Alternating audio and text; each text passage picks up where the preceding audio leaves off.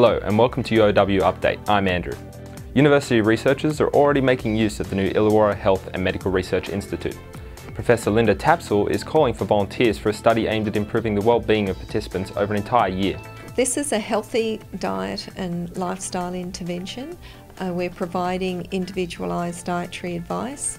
We'll also be taking bloods and looking at cholesterol levels. We'll look at blood pressure. Blood tests not the only method of assistance. We'll stay in touch with SMS texts and with email messages because this is a coaching exercise as well as a dietary change intervention. The study is one of the first to capitalise on the Emery Building's state-of-the-art facilities. We've got very good client rooms. We've got good blood-taking facilities. If you've felt the weather's been slightly strange of late, one scientist says you're right, and it's our seasons that are in the wrong. Esteemed botanist and Executive Director of the Royal Botanic Gardens, Dr Tim Entwistle, proposing a dramatic change to the way we determine seasons. The Sydney area, the broader Illawarra, around this kind of area would be 5 seasons. The key part of that is that spring starts a month earlier, so it's this August flowering. Dr Entwistle says evidence for this level of change dates back a long way. The Aboriginal communities all around Australia have had a whole bunch of different seasons.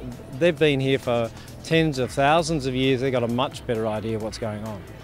Dr Entwistle says the discussion is important when it comes to climate change. We're going to detect changes in seasons, changes in the environment. Let's get those seasons right so we can actually detect when things change. The university has played host to another unique visitor, an astronaut. Emma Dunn reports. Last Wednesday, Dr. Leroy Chow, former commander and NASA science officer, visited the uni to speak about his experiences as an astronaut. Well, I had the good fortune to fly 4 times in space, 3 times on space shuttles. And my last mission, I flew up and down on a Russian Soyuz rocket, serving as the co-pilot on that vehicle. And then I was the commander of the International Space Station for 6.5 months. The American-born astronaut has extensive experience in spaceflight, logging over 229 days in outer space. Actually getting the chance to get up there and looking back at the Earth, it's just a very beautiful sight. The colors are much more bright and vivid than you might imagine, and like I said, it's an emotional event because you actually achieved your dream. Dr. Chow is working with the Uni Centre for Medical Radiation to come up with ways to protect future astronauts from being affected from unique problems such as radiation from the sun. Dr. Chow's day wasn't just lectures, also meeting up with a local high school student to offer words of advice. I'm pretty excited though. It's an excellent opportunity to actually meet a real-life astronaut. Emma Dunn, UOW TV.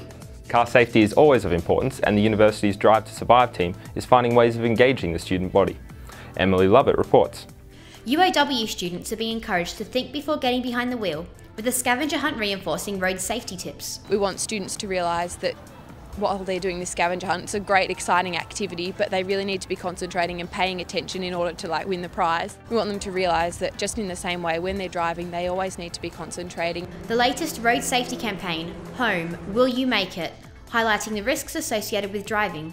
Mobile phones, other passengers can be distractions. Make sure you're not driving late at night when you're tired. Just to take every precaution to be most vigilant at being careful when driving on the road. Young drivers are currently overrepresented in fatal road crashes, making up just 15% of total drivers, yet 36% of annual road fatalities. It's not just about getting home safely after a night out and drink driving, it's also about during the day when you're tired, maybe consider alternative transport, take a break. From safe driving to safe riding, the university is offering students a free breakfast and prizes for next month's Ride to Work Day. UOW Transport's Tom Hunt says going engine-free is a great option for your university commute. For a start, you miss traffic, you have no hassles finding a place to park, it costs you nothing and is great for your health. Over 600 students cycle to campus on a good day, but Mr Hunt hopes these numbers can rise. A large majority of the people coming to the uni are within riding distance. Something like 55% of students reside within 5 kilometres of the uni, so it should be very easy. Bike training experts will be on hand to offer novices free advice on the road rules of riding. Running courses for beginners, so absolute novices, as well as for advanced riders and intermediate riders. A classroom setting has been exchanged for Courtroom Drama, with law and science students facing the stand. It's just good practice public speaking, which is beneficial for a lawyer. Just interacting with the science students, it sort of gives you another perspective. Win or lose, participants walked away pleased. I think it's very important to encourage cohesion between the two faculties, and not just these two faculties, but it's also a good example for other faculties to get the students working together.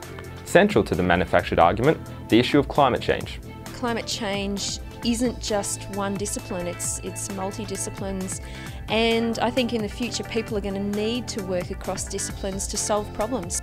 If originality in films is your thing, why not try something a little different? The university's media arts students are hosting the first Distant Lights film night on Friday, with all proceeds going towards their grad show. Majority stop motion and short films that have been done as projects. The night will feature some eclectic viewing. Media arts is my creative outlet. It isn't just short films, but a lot of the times that's what it's seen as. It's more as a creative process using the fundamental thing to how you make your art process.